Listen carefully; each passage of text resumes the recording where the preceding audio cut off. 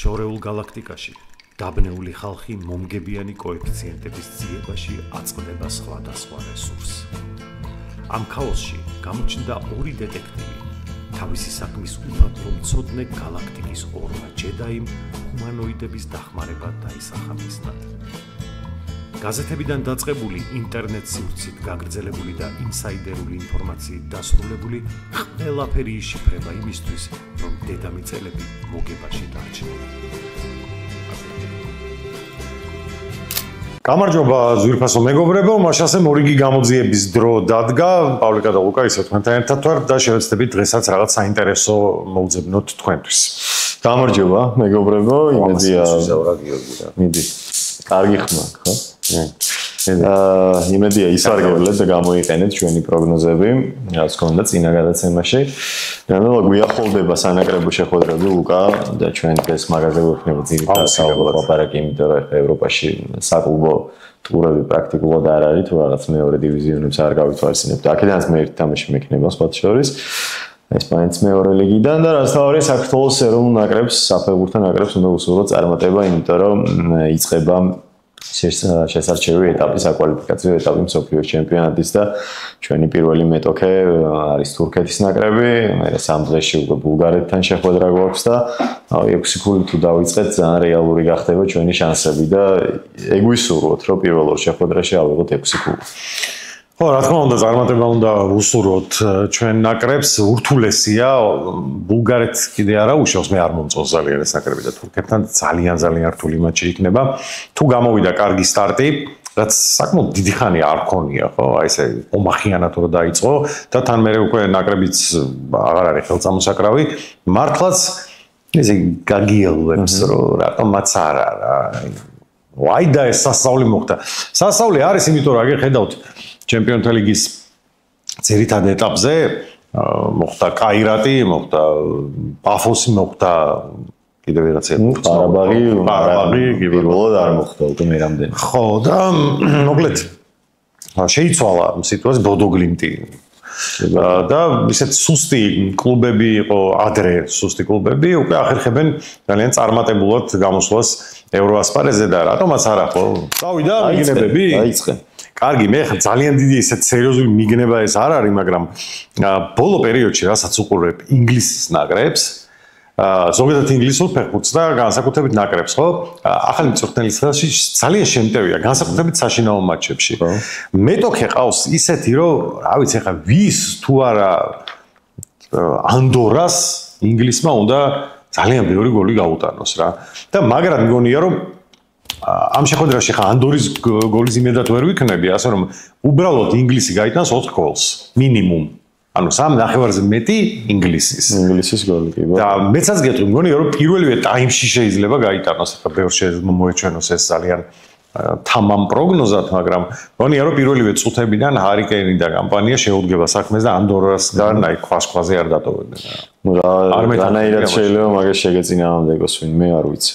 თან იცი სტარტზე უყვარს ხომ ისეთ ნაკრებებს, როგორც არის ინგლისი, როგორც არის გერმანია. ამ ფორმაციის ინგლისზე ვამბობ, თორე წინა ეხლა საგეიტის რო გავიხსენოთ ინგლისის ნაკრების შეხვედრები, როცა შესარჩევებს თამაშობენ, ყოველს უგებენ. ანუ ინგლისი არის ხოლმე გუნდი, რომელსაც ყველაზე ნაკლებად უჭირს შესარჩევი ეტაპის გადალახვა. გერმანია იყო ეგეთი და ბოლოს საუბრია. ხო, ნუ აი ინგლისი ყოველთვის ისე გადის ომახიანად, მე იქ რას აკეთებს ხო ამბავი. ხო და ანდორა ეხლა ცოტა შედეგები წამოვიდა ანდორულ ფეხბურთში, ხო? ეხლა რაღაცებს მიაღწიეს უკვე, რამდენიმე ფრე იყო, რაღაცა ღირსეულად ითამაშეს, მაგრამ ინგლისი ცოტა ზედმეტი ანდორასთვის. ვილაპარაკე ჩვენს ნაკრებზე და იცი რა, ჩვენ რახან ეხა ეგეთი გადაცემა გვაქვს, რომ არა მხოლოდ ჩვენს აზრებს უზიარებთ, არამედ რაღაცას რო ვიპოვით, ამას უზიარებთ უმეტესწილად, თორე ხა მე რო ვთქვა, რომ საქართველოს მოუგებს თურქეთს და დავწერო ერთიანი, მაგას მთელი საქართველოს ისედაც ჩემს გარეშეც დაწერს, ხო, თორე ისე ვერ გეტყვით, რომ ძალიან მგონია, იმიტომ რომ მეშინია ამ თურქეთის, მაგრამ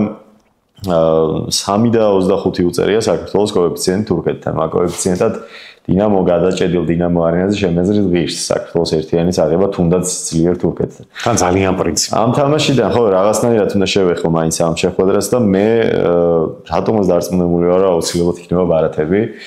ეს არის ერთგვარი დერბი, რა თქმა უნდა, სამეზობლოების დაპირისპირებაა. წინ უძღვის ის, რომ ევროპის ჩემპიონატზე შევხვდით ერთმანეთს და არ წასაგები წადა თამაში წავაკეთავ თურქეთთან. გარდა მაგისა, მნიშვნელოვანი რა მიუძღვის, მაგაზე არ ვილაპარაკობ. მან და აღარ ჩავიდეთ მაგ სიღრმეებში. გარდა მაგისა, წინ უძღვის ამ ამბავს ისიც, რომ ორივესთვის ძალიან მნიშვნელოვანი შეხვედრა არის, ხო? ეხლა ჯგუფში არის ესპანეთის ნაკრები, რომელიც დიდი ალბათობით პირველ ადგილს დაიკავებს და მეორე ადგილისთვის ბრძოლაში ალბათ ბულგარეთსაც რაღაც თავისი ამბიცია აქვს მეორე ადგილისთვის უნდა იბრძოლოს და მე ვფიქრობ, რომ თურქეთი თავარ კონკურენტად საქართველოს განიხილავს მეორე ადგილისთვის ბრძოლაში. ჩვენც თურქეთს განვიხილავთ. შესაბამისად, ამაზე მნიშვნელოვანი რა თამაში უნდა იყოს, ხო? პირველი თამაში გაქვს სახლში უშუალო კონკურენტთან არის დამატებითი ფაქტორი ის, რომ მეზობლები ვართ, რაღაცა ძველი ამბები არის, უახლოეს წარსულში ვითამაშეთ და დაძაბული თამაში იყო ძალიან და მოგვიგეს არ წასაგები ჩვენთვის თამაში. შესაბამისად, აქ არ ვიცი ჯერ მსაჯი ვინ არის, მაგრამ ვინც არ უნდა იყოს, მე ვიტყვი, რომ საქართველოს თურქეთის დაპირისპირებაში იქნება ბარათები, მინიმუმ 5 ბარათი ამ შეხვედრაში. შაშან რამდენი იყო ევროპელი? არ მახსოვს სიმართლე გითხრა რამდენი ბარათი იყო, მაგრამ ეგ კიდე სხვა რამეა ევროპის ჩემპიონატზე შენ ძალიან კარგად იცი. ანუ ხო, არ მახსოვს, მაგრამ უშუალოდ დასკვნით ეტაპებზე, ანუ ევროპის ჩემპიონატზე, მსოფლიოს ჩემპიონატზე ბარათები ისე რომ არ მოდის, შენ ძალიან კარგად იცი. მსაჯები სხვანაირად მსაჯობენ იქ და გუნდები სხვანაირად უდგებიან, მით უმეტეს ის იყო ჯგუფის პირველი შეხვედრა. ესეც პირველი შეხვედრაა, მაგრამ ნუ ის მნიშვნელოვანი იყო ცხადი ახლა ყველანაირად, მაგრამ ევროპის ჩემპიონატზე მაინც სხვანაირად არის ხოლმე. შესარჩევებში უფრო თავისუფლად იღებენ მსაჯების ბარათებს და ფეხბურთელებიც.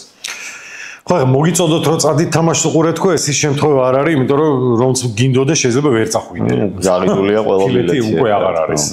შესაბამისად უბრალოდ უკომაგოთ საქართველოს ნაკრებს და იმედია წარმატებით დასრულდება ეს პირველი დაპირისპირება.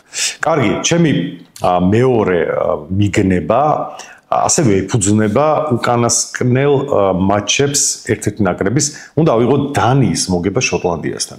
იცი რა, ცოტა მიქვეს, რატომ აქვს ამხელა კოეფიციენტი დანიას, რომელიც სახლშია დანია. სახლშია. ერთ-ერთი გამორჩეული ნაკრებია რა, აი მეორე ეშელონის ნაკრებები რო ავიღოთ, ან ტოპ გრანდები რო არ ჩავთვალოთ, ხო, რაღაცა იტალია, ესპანეთი, გერმანია, საფრანგეთი, და მე ერთ-ერთ პირველ პოზიციაზე დავაყენებდი ხორვატებთან ერთად დანიას.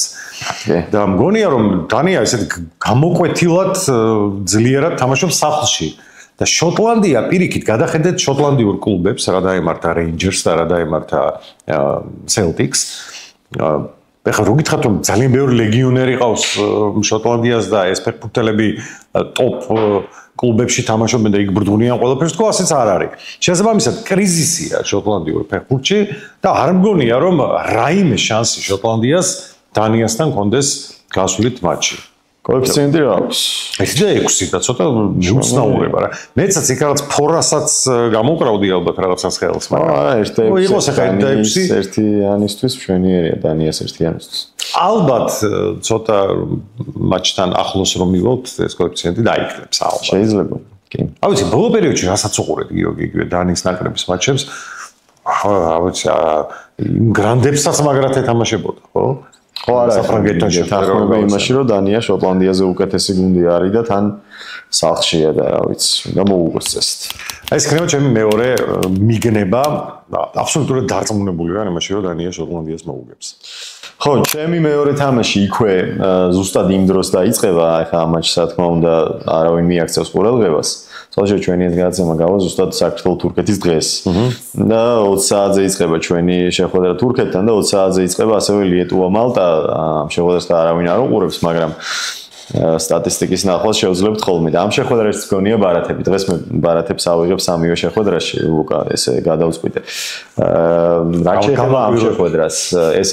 ესენი არიან ამ ჯგუფის აუტსაიდერები, ცხადია, ლიეტუვა და მალტა. ბალტიის პირველი ფეხბურთის რეგრესიდან გამომდინარე, სანაკრებო ფეხბურთის რეგრესიდან გამომდინარე, ლიეტუვა ამ ეტაპზე ვერ ვიტყვი, რომ მალტას რამით ჯობია, დაახლოებით თანაბარი ძალის გუნდები არიან. ალბათ და თუ ვინმესთან ამათმა ქულა უნდა აიღონ ერთმანეთთან. სამი ქულა მათ შორის. ასე რომ ლიეტუვას და მალტას ვერ ექნებათ ამბიცია რომ მოხვდნენ მსოფლიოს ჩემპიონატზე. ამბიცია ექნებათ რომ ჯგუფში ბოლო ადგილი არ დაიკავონ და ჯგუფში ბოლო ადგილი თუ არ უნდა დაიკავონ, მაშინ ერთმანეთს უნდა მოუგონ, ხო, რომელიმე უნდა აიღოს მეორე. შესაბამისად მე ვფიქრობ რომ ამ შეხვედრაში უნდა იყოს ბარათები, ორივე უხეში გუნდია. მალტას ამ შესარჩევში რა იქნება სხვა თემა, მაგრამ ხო ჩვენ საიდანაც უნდა გამოვიდეთ და წინა შეხვედრებს რო გადავხედოთ და ბოლო შესარჩევებს მალტა საკმაოდ უხეში გუნდია. ლიეტუვა იმდენად არა რამდენადაც მალტა, მაგრამ ზოგადად მალტელთან შეხვედრებში მით უმეტეს როცა დაახლოებით ანაბარი თავისივე დონის მოწინააღმდეგე ესე თამაშებიან ხოლმე, ბარათები ყოველთვის არის. აქედან გამომდინარე, მე ვფიქრობ, რომ ამ შეხვედრაშიც 4 ნახევარზე მეტი ბარათი უნდა იყოს. მე მგონია, რომ კოეფიციენტიც ნორმალური იქნება, კარგი იქნება, თუ არა და უფრო მეტიც შეგვიძლია დავწეროთ, მაგრამ როგორც წესი მეგობრებო, მე იმიტომ რომ არ ვიცი ამის კოეფიციენტები, სანაკრებო თამაშებზე საკმაოდ დაბალი ტოტალი არის ხოლმე. და შეიძლება 3 ნახევარზე მეტ ბარათაც კარგი კოეფიციენტი ქონდეს. კი, გასათვალისწინებელი ამბავია და პლუს კიდე იცით რა არის კარგი კარში დარტყმები. ძალიან ხშირად ძალიან დაბალი ტოტალი იწყება და შეიძლება ამის კარგად გამოგხსნას. ზუსტად ეგეთ თამაშებში სადაც არ ელოდებიან რომ ან კარგი გუნდები არ არიან, ასე ვთქვათ. წერენ საკმაოდ დაბალ ტოტალს, მაგრამ ფეხბურთია ის შეიძლება კარგი გუნდები არ არიან, მე შემტევი ფეხბურთი წავიდეს და რაღაც 30 მეტრიდან დაარტყან 7ჯერ და 8ჯერ და 6 ნახევარზე დარტყმა აქვს ხოლმე 1 და 9 და 2 და ეგეთი კოეფიციენტი. და თუ ცოტა მეტს ივარაუდებთ, შესაბამისად უკვე ძალიან მაღალი. ასე რომ, ხო, აი ეგეთ თამაშებში, როგორც არის ლიეტუვა, მალტა და დაახლოებით ეგეთი დონის გუნდების თამაშებში, ყურადღება მიაქციეთ ხოლმე, მაყურებელს მიმართავ კარში დარტყმას, იმიტომ რომ 5 ნახევარი დარტყმიდან იწყება და 1/4 და 1/45 აქვს და ეხ თამაში 6 კარში დარტყმა, როგორც წესი, თუნდაც ესეთ შეხვედრებში, ესეთებში ხანდახან უფრო მეტი მოდის ხოლმე. კარგი, ჩემი მესამე მიგნებაც არ არის, ხა ჩვენ უკვე გაყრით ვისაუბრეთ, როცა ინგლისის ნაკრებზე მქონდა აქცენტი იმაზე, რომ კარგად იწყებს შესარჩევ ტურნირს და ხშირად იგებს. ანალოგიურად თქვით, რომ იგივე საკეთებს გერმანიის ნაკრები. სლოვაკეთს ეთამაშება გერმანია გასვლაზე. ბოლო პერიოდის ტენდენცია არის ისეთი, რომ გერმანიამ მოუმატა შეტევაში. ძალიან ბევრ მომენტს ქმნის, სამწუხაროდ აი ეს პროგნოზი ახლა რაზეც მე და გიორგი ვსაუბრობდით, ანუ კარში დარტყმები ჯერ გამოტანილი არ არის, მაგრამ აბსოლუტურად დარწმუნებული ვარ, რომ ძალიან ბევრს დაარტყმებს ზუსტად კარში გერმანია. ამიტომ რაც არის იმას მივხედავ, ეს არის გერმანიის 2 გოლი. აქაც აი დაახლოებით იგივე რაც დანიასთან და ინგლისთან მიმართებაში, აქაც ფაქტობრივად დარწმუნებული ვარ, იმაში, რომ გერმანია მინიმუმ 2 გოლს სლოვაკეთს შესარჩევის სტარტზე აუცილებლად გაუტანს. ჩვენ ტყავზეც გვაქვს ეს გამოცდილი, არაერთხელ, რომ გერმანია გინდა სახლში, გინდა სტუმრად, ერთნაირად უტევს და საშემსრულებლო ოსტატობა ამ ნაკრებში მოასპარეზე ფეხბურთელების არის უმაღლესი დონი. სლოვაკეთი კი არ არის იმ დონის ნაკრები, რომ თუნდაც საშინაო მატჩი გაუმკლავდეს გერმანიის ამ შეტევას. ასე რომ გერმანიის 2 გოლი აქაც საკმაოდ ნორმალური. ის კაი ვარიანტი, იმიტომ რომ მგონია რომ სლოვაკეთი გაიტანს. შეიძლება. საერთოდ მეტობაც გაითვალისწინეთ, იმიტომ რომ დიდი კოეფიციენტი აქვს მეტობას.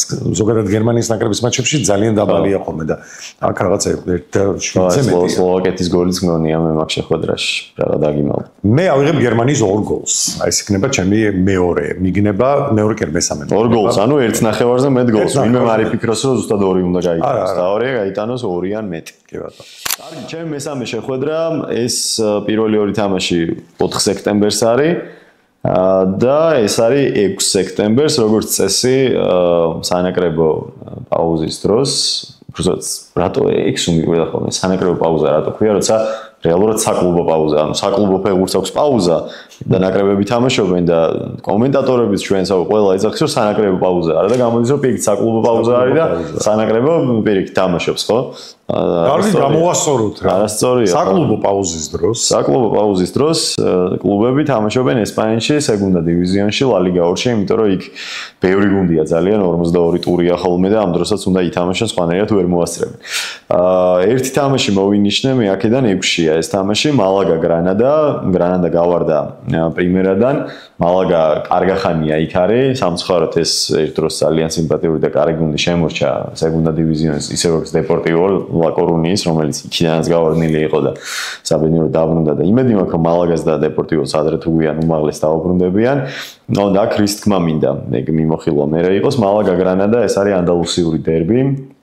ვერ იტანენ ერთმანეთს არ უყვართ როგორც მინიმუმ და ამ შეხვედრაში თან ესპანეთია, სადაც აბსოლუტურად არ არის საჭირო დერბი იყოს და რაღაცა ხოცავდნენ ერთმანეთს, ისე შეიძლება რაც რენდომ ჩვეულებრივ თამაში ძალიან ბევრი ბარათი წამოვიდეს და მით უმეტეს მალაგა გრანადაში, მით უმეტეს სეგუნდა დივიზიონში, მით უმეტეს რომ წინა სეზონში ამათ არ უთამაშიათ ერთმანეთთან და მოინატრათ ერთმანეთის ხოცვა ჩემი აზრით, მალაგა გრანადას დაპირისპირებაში მე ავიღებ ასევე ბარათებს. ხო, გირჩევთ რომ დაწეროთ ბარათები, იმიტომ რომ მგონია რომ საჯი არ საკარიც ბარათი იქნება, საჯები სამწუხაროდ ჯერჯერობით არ ვიცი, მაგრამ მაინც მგონია რომ იქნება. რჩევის სახით ვიტყვი, ამას არ დავწერ, მაგრამ აქვე დავასრულებ. სამხრეთ ამერიკის შესარჩევებიც არის, უკვე დასასრულს უახლოვდება, ერთ-ერთი თამაში, რაც ინტრიგა არის შემორჩენილი. სოფლიო ჩემპიონატზე გასვლაზეა საუბარი, არის კოლუმბია, ბოლივია.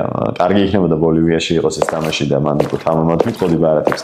ეხლა სამწუხაროდ კოლუმბიაშია და ძალიან დიდი ფავორიტია კოლუმბია, მაგრამ მაინც მგონია რომ ამ მატჩში ასევე უნდა იყოს ბარათები, კოლუმბია, ბოლივიას გირჩევთ უბრალოდ ასევე მიაქციოთ ყურადღება. რადიკალური სხვაობაა თუ ბოლივია თამაშობს სახლში, ბოლივია ფავორიტი თუ სხვაგან თამაშობს, სხვა არის ფავორიტი, იმიტომ რომ ბოლივია თამაშობს მარტო სახლში. მე მგონი არ იყო ურიგო, საინტერესო რაღაც იდეები შემოგთავაზეთ, იმედია ეს ყველაფერი გაამართლებს, თქვენც იხეირებთ. წარმატებას გისურვებთ და ერთმანეთს რა თქმა უნდა წარმატება ჩვენს ნაკრებს, რაც აუცილებლად. დროებით.